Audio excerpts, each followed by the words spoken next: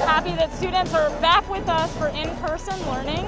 I'm here to say that we have worked tirelessly over this past summer and over the past year to make sure we have health protocols in place to protect our students and staff. My biggest hope is that they remain safe during the school year.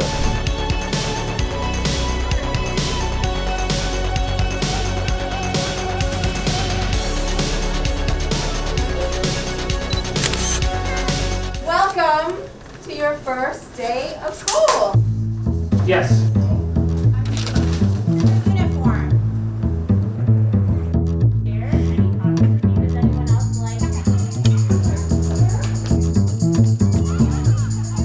My hopes for our students is that we can continue to have a live and in-person 5-day-a-week program for them that provides them the opportunities to discover their dreams and to learn everything they need to do to make those dreams a reality.